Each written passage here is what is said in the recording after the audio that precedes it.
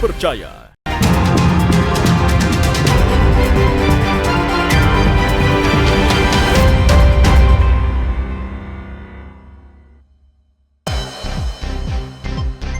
Sepuluh korban banjir bandang ditemukan. Razia pajak kendaraan bermotor di Manokwari. Potret kehidupan warga pinggiran kali.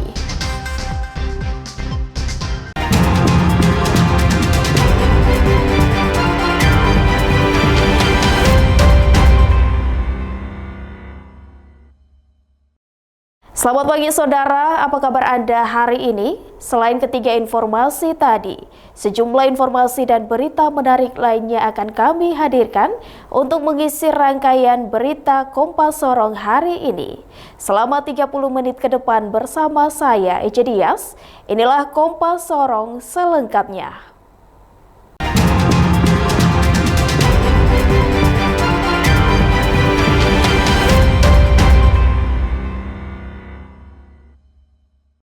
Kita awali berita utama saudara, tim SAR gabungan kembali evakuasi satu korban banjir dan tanah longsor di Kampung Jim, Distrik Catubo, Kabupaten Pegunungan Arfak.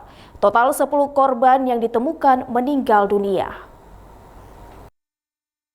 120 personil dan 1 unit alat berat dikerahkan ke lokasi kejadian untuk mempermudah pencarian dan evakuasi.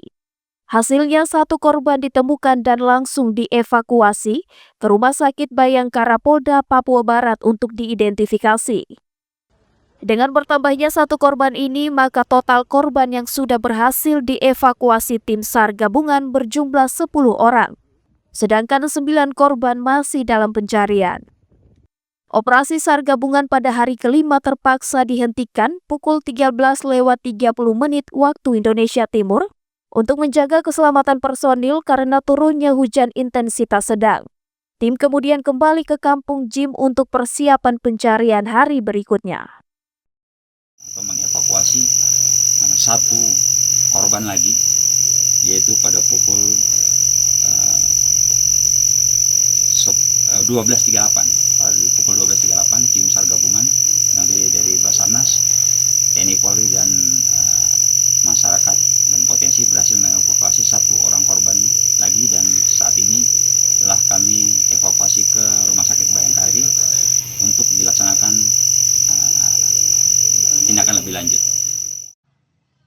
Sementara itu, korban yang telah dievakuasi ke Rumah Sakit Bayangkara Polda Papua Barat sudah berhasil diidentifikasi dan diserahkan kepada pihak keluarga. Tim DVI Polda Papua Barat hingga saat ini masih membuka posko antemortem di area rumah sakit. Tim Liputan Kompas TV Manokwari, Papua Barat. Kita beralih ke Gorontalo, saudara. Kuasa hukum tersangka kasus penipuan laporkan penyidik Direktorat Reserse Kriminal Umum ke bidang Propam Polda Gorontalo lantaran dinilai tidak profesional dalam penanganan perkara. Kuasa hukum tersangka dugaan kasus penipuan dalam proyek pembangunan stasiun pengisian blok LPG atau SPBE di Kabupaten Boalemo mendatangi bidang Propam Polda Gorontalo. Kedatangan kuasa hukum tersangka Hussein Hasni untuk melaporkan penyidik di Treskrimum Polda Gorontalo yang dianggap tidak profesional dalam menangani kasus itu. Sebelumnya kasus dugaan penipuan ini dilaporkan oleh Willy Akbar Adjami pada April 2023. Tersangka dilaporkan atas penipuan dana pembangunan sebesar 1,4 miliar rupiah. Sayangnya sejak ditetapkan sebagai tersangka, penyidik diduga belum dapat memberikan bukti kuat terhadap kasus ini. Bahkan kuasa hukum tersangka bilang, berkas perkara yang dilimpahkan ke kejaksaan telah dikembalikan hingga 3 kali, lantaran bukti yang tidak cukup. Di sisi lain, kuasa hukum tersangka juga membeberkan sejumlah kejanggalan dalam proses penyelidikan dan penyidikan. Salah satunya tidak ada konfrontasi terhadap pihak yang bersangkutan. Kuasa hukum juga mengungkapkan penyidik tidak pernah melakukan audit eksternal terhadap keuangan dalam pembangunan SPBE.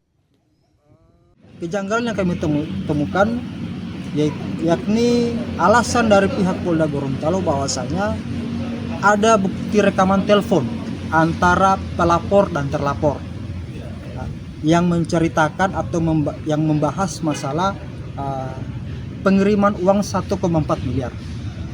Dan anehnya sampai pada saat ini kami pun tidak pernah diperdengarkan adanya rekaman itu. Jikalau ada rekaman itu, tidak perlu Polda repot-repot untuk meminta, kami sendiri akan meminta uang itu untuk dikembalikan. Kejanggalan yang kami temukan bahwasanya pihak penyidik beralibi bahwasanya uang yang dituduhkan 1,4 miliar itu dipakai untuk membiayai usaha milik keluarga klien kami. Sementara itu, kuasa hukum tersangka berharap Bidang Propam Polda Gorontalo dapat menindaklanjuti laporan yang telah diajukan karena dinilai telah merugikan tersangka. Tim Liputan Kompas TV Gorontalo.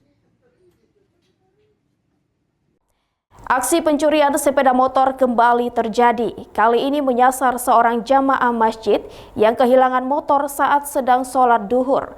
Aksi pelaku ini sempat terekam kamera pemantau. Korban kini melaporkan pencurian tersebut ke Polsek Tamalate, Makassar. Dalam rekaman kamera pemantau, orang yang diduga pelaku pencurian terlihat duduk di pelataran masjid. Pelaku diduga sudah memantau keadaan masjid. Saat jamaah sedang sholat duhur, pelaku langsung melancarkan aksi pencurian sepeda motor yang terparkir di halaman Masjid Amirul Mukminin, Jalan Abdul Qadir, Kecamatan Tamalate, Kota Makassar. Korban pencurian adalah Andi Muhammad Saleh. Pasca kejadian, korban langsung melaporkan kehilangan sepeda motor miliknya ke Polsek Tamalate, Makassar dengan membawa bukti kepemilikan berupa BPKB dan bukti rekaman kamera pemantau masjid. Korban mengaku meninggalkan sepeda motornya di parkiran masjid untuk sholat berjamaah, namun terburu-buru sehingga korban lupa mengambil kunci yang masih menempel.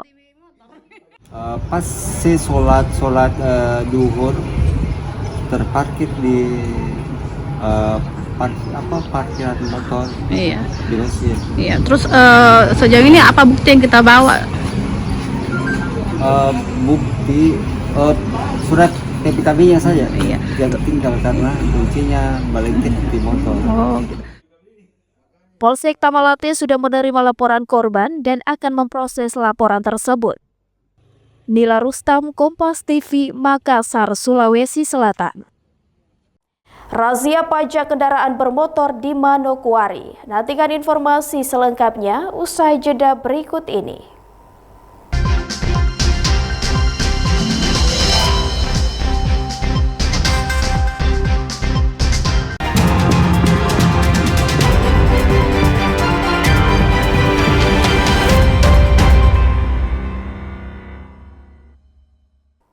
Masih bersama saya Jedias di Kompas Sorong. Saudara, Samsat Manokwari bersama Satlantas Polresta Manokwari melakukan razia kendaraan roda 2 dan roda 4, terutama bagi pengendara yang belum membayar pajak kendaraan. Langkah ini dilakukan dalam rangka meningkatkan kesadaran masyarakat tentang pentingnya membayar pajak. Samsat Manokwari mencatat sejak tahun 2020 hingga 2025 ini, tunggakan pajak kendaraan mencapai 70 miliar rupiah lebih. Dalam operasi penertiban pajak kendaraan ini, pengendara yang terjaring langsung diarahkan ke petugas Samsat dan mendapat invoice pembayaran. Kemudian pengendara tersebut melakukan pembayaran langsung di kantor Samsat Manokwari.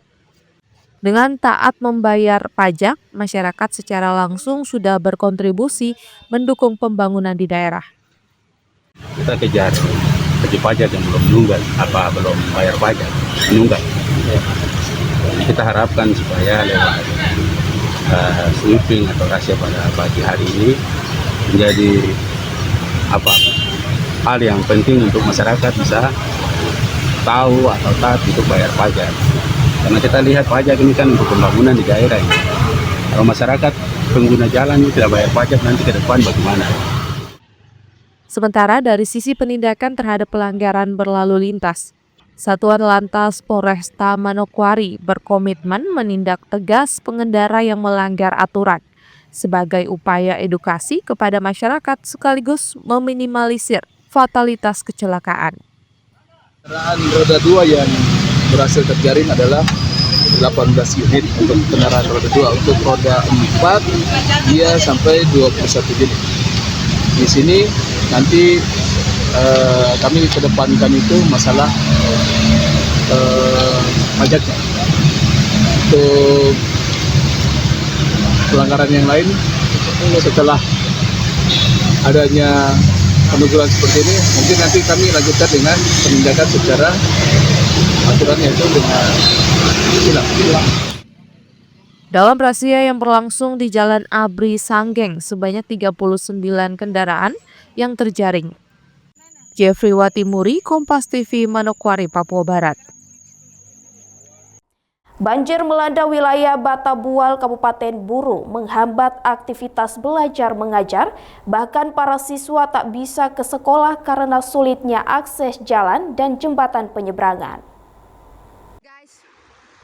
Video viral ini memperlihatkan banjir terjadi pada salah satu sungai di Kecamatan Batabual, Kabupaten Buru, sehingga siswa SMA Negeri 11 kesulitan untuk ke sekolah. Derasnya arus dan minim akses jembatan, kegiatan belajar mengajar dihentikan sementara. Karena kondisi ini, sekolah terpaksa diliburkan hingga akses kembali tersedia. Situasi ini bukan kali pertama terjadi, dan setiap kali hujan deras mengguyur, para siswa harus menghadapi kendala yang sama. Seorang siswa bilang, mereka sudah berjalan sejauh 7 km dari Dusun Waelawa sejak pagi, menuju Desa Waemorat, tempat sekolah SMA 11. Namun tidak bisa ke sekolah lantaran banjir. Minta kepada Bapak Bupati, Bapak Gubernur agar dapat memperhatikan kondisi jalan dan jembatan kami di Kecamatan Batabual, Kabupaten Buru, terkhusus kepada Desa Waemorat dan Dusun Waelawa. Upaya pemerintah memang pernah dilaksanakan, sudah 2 kali penggusuran, namun persoalan jembatan kemudian jalan ini juga sampai saat ini belum ada tindak lanjut dari pemerintah daerah, pemerintah provinsi. Siswa dan guru berharap pemerintah segera membangun jembatan dan jalan agar akses warga lancar, mengingat setiap musim penghujan akses jalan ke kota Namblea lumpuh. Tim Liputan Kompas TV, Buru, Maluku. Potret kehidupan warga pinggiran kali. Nantikan informasi selengkapnya usai jeda berikut ini.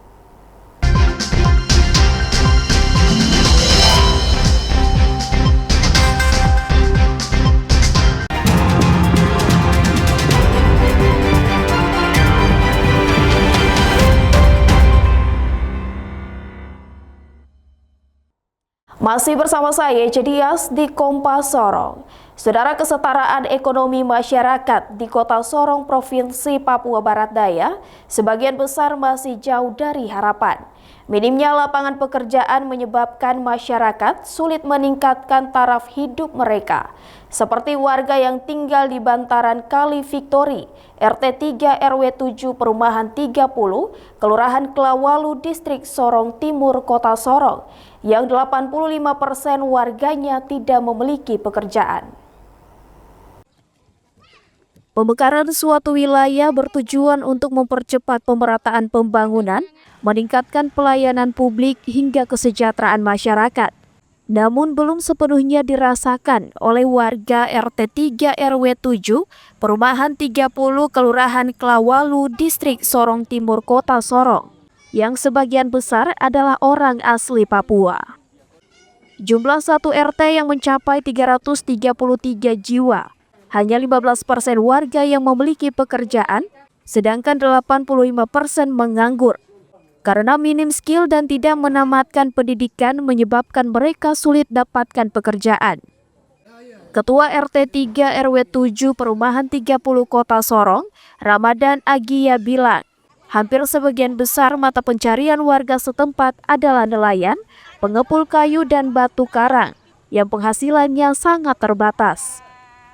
Bahkan untuk makan sehari-hari satu rumah yang terdiri dari 2 hingga 3 keluarga belum mencukupi. Warga perumahan 30 ini perlu pekerjaan tambahan untuk memberi makan keluarga mereka dengan layak. Kalau jumlah jiwa 333, jumlah kakak 101 kakak. Konon di sini tuh warga yang punya kerja tetap itu boleh dikatakan kita bisa hitung dengan jari, tapi lebih dari itu masih banyak yang tidak punya mata pekerjaan, artinya tidak punya lapangan kerja. Hari-harinya itu hanya bisa cari batu karang, kayu, mange-mange, kemudian bisa melaut cari hasil laut. Sementara itu, Hashim BYT, salah satu warga yang masih menganggur, mengatakan terpaksa harus berhenti kuliah di semester pertama karena tidak memiliki biaya. Akibatnya di usia 24 tahun, ia belum juga dapatkan pekerjaan. Ia dan teman-temannya berharap ada peluang pekerjaan bagi mereka untuk membantu orang tua penuhi kebutuhan hidup sehari-hari. Dari orang tua juga tidak ada, hanya putus. Bapak mari deka-deka sini. Belum sampai selesai juga putus. Baru semester 1 putus. Kuliah tahun berapa itu Kak? 2022. Jadi sekarang aktivitas sehari-hari apa nih Kak? Kalau ada pekerjaan banyak kerja. Sulitnya biaya hidup membuat anak-anak di sana terpaksa harus membantu orang tua dengan mengumpulkan kerang. Hasil dari kerang yang dikumpulkan dapat dijual ke pasar atau untuk makan sehari-hari. Warga berharap pemerintah dapat memperhatikan mereka, salah satunya membuka peluang pekerjaan untuk orang asli Papua. Diawali dengan pemberian latihan skill kerja agar mereka juga mampu bersaing dalam dunia pekerjaan. Flora Batlayeri, Kompas TV, Sorong, Papua Barat Daya. Dan saudara, informasi tadi sekaligus menutup perjumpaan kita dalam Kompas Sorong episode hari ini. Saya Jedias mewakili seluruh tim redaksi yang bertugas undur diri dan berterima kasih atas perhatian Anda. Sampai jumpa. Kompas TV, independen terpercaya.